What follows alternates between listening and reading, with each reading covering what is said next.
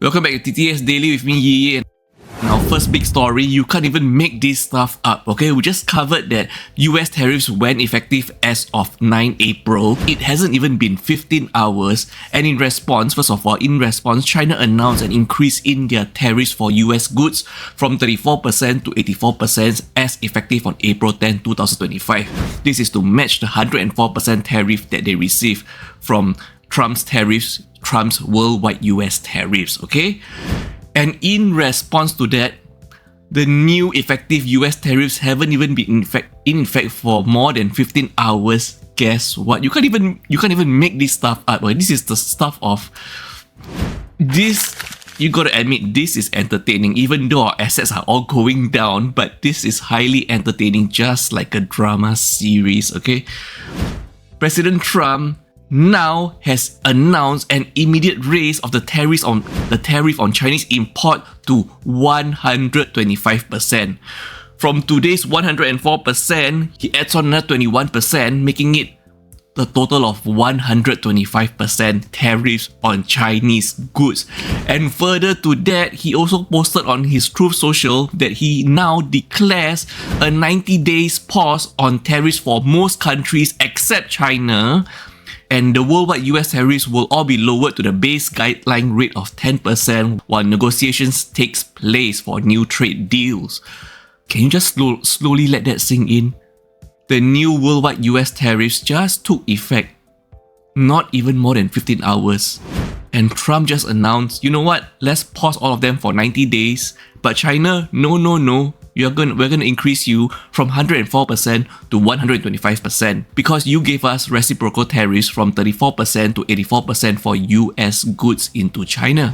You cannot make this stuff up, and just look at this post by him on Truth Social, okay? Interesting note, before he announced his 90 days pause on tariffs, right, he actually posted this 3 hours before that. He posted, "This is a great time to buy." Okay? After that, he posts this. We're just gonna quickly read through this, okay? "Based on the lack of respect that China has shown to the world's markets, I am hereby raising the tariff charged to China by the United States of America to 125%, effective immediately.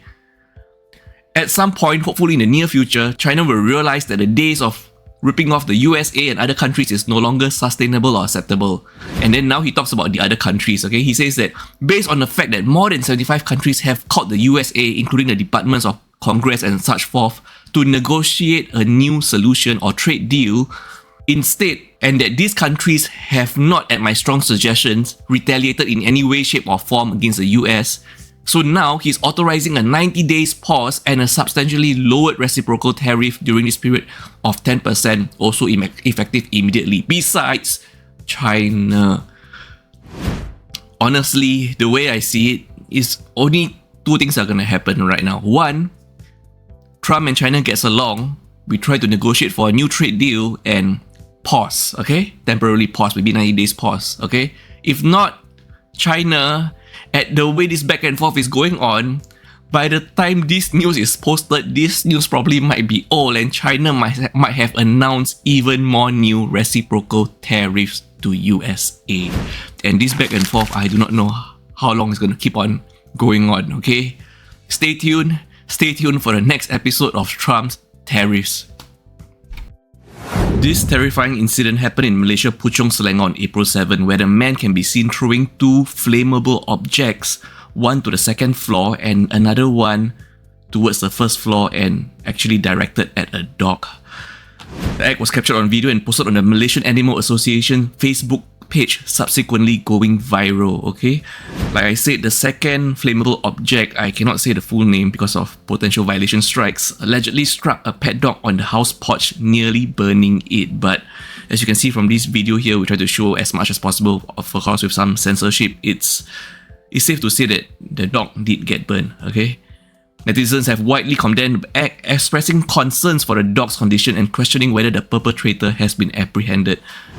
The incident is described as vandalism and a threat, and the Malaysian Animal Association urged the Royal Malaysian Police, PDRM, to investigate under the Animal Welfare Act 2015 for causing harm and fear to the dog. Investigations are underway. We now have an update on a story that we covered 2 days ago on the 3-story shophouse fire at 278 River Valley Road, Singapore. We now know that the fire likely started from the second story, and the SCDF, Singapore Civil Defence Force, identified non-compliances, including unauthorized partitions within the premises. The URA, Urban Redevelopment Authority, confirmed only the first floor was approved for a children's enrichment centre. The upper floors, the second, third and attic, are approved only for residential use only. 22 people, including 16 children, were hospitalised. Sadly, a 10-year-old Australian girl passed away. Children were seen on third-story ledge. Bystanders and construction workers used scaffolding and ladders to rescue them. The shophouse is linked to Newton Show Camp with signage for related brands such as Tomato Cooking School, Drama Llama and Maker Coding School. SCDF and URA investigations are ongoing, and unauthorised use of premise could lead to fines up to Singapore $200,000.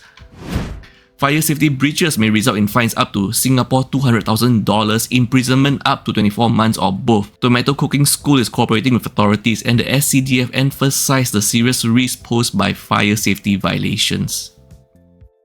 So this SG bro is literally playing GTA 5 or even GTA 6 in Singapore. A 19-year-old teen, unnamed due to committing offences under 18 during that time, was out on bail for prior crimes when he decided to steal 4 cars for joyrides in Singapore. GTA 5, anyone? On March 2023, he rode an electrical bicycle in Sengkang, hit 2 pedestrians, causing fractures, grievous hurt, okay? And on July 2023, he stole a $3,000 radio-controlled toy car from a shop on Sims Avenue by climbing a fence. He then chose to play with it on a road, and he returned the toy car at 3:30 AM after seeing his CCTV photo on Instagram, leaving an apology note with a fake contact number. The toy was damaged and cost $900 in repairs. And then, for those prior offences, he was on bail, but on July 2024, while on bail, he stole 4 cars. Yes, I know, how can you even steal 4 cars? He stole 4 cars from Kim Chuan Drives, 2 Honda, 1 BMW and 1 Porsche. Guess what? He actually found these cars unlocked with keys inside and drove them without a license. He even dropped a friend home twice using the stolen cars, and he returned all 3 cars back to Kim Chuan Drive and abandoned the 4th one in Defu Lane because it wouldn't start. But first of all, how did bro manage to find so many cars unlocked with keys inside? Actually, it's going on in Kim Chuan Drive. Okay, so finally on April 8, 2025, he pleaded guilty to theft, housebreaking and causing grievous hurt. The courts requested reports to assess suitability for probation and reformative training. Sentencing is scheduled for May 2025. And for our last story of the day, trigger warning for this story, but before that, did you know that you can catch all our daily stories in one long form video on YouTube instead of catching it in separate stories in TikTok? So if you want to catch everything conveniently, just press play and then just go about doing your stuff, and you can listen to the stories on background. I suggest just watching or listening to our long form videos on YouTube. Okay, now back to the story. Okay, trigger warning, okay? So Mr. Liu is a 57-year-old Singaporean TCM physician. Okay, he worked as a senior technical sales specialist and part-time TCM volunteer at 2 clinics also, except he has a problem. He secretly takes obscene photos of female patients during treatments, okay? And he targeted vulnerable patients while they were lying face down, exploiting their position. These offences occurred between 2019 and 2022 at 2 TCM clinics. In total, there are 9 female victims, all over 40 years old. 5 of them were regular patients at one clinic and 4 at the other. And to make matters worse, some of these photos were even taken while there were chaperones around. That means in one case, a victim's husband was actually present, but he somehow managed to secretly take this photo. He managed to position himself strategically to photograph the patients. And after that, after taking these obscene photos, he would view the photos in his car for personal pleasure, later transferring them to his laptop. And if the photos were not clear or too dark, he would edit them, like brightening them, And then, how he got caught, because his wife found this media, not just these obscene photos taken by Mr. Liu, but also other adult content on his hard disk on November 12, 2022. She then reported him to the police on November 14, 2022, surrendering his devices, and police seized additional laptop. He has now pleaded guilty to 3 voyeurism charges on April 8, 2025, 4 similar charges conceded. He has been sentenced to 12 months in jail, and he has also paid 1,000 Singapore dollars compensation to 2 victims on October 24th, 2024. He is still registered with the TCM Practitioners Board but suspended from practice. The prosecution sought 12 to 16 months jail, emphasized a of trust as a physician. Mr. Liu seeks treatment to prevent re-offending.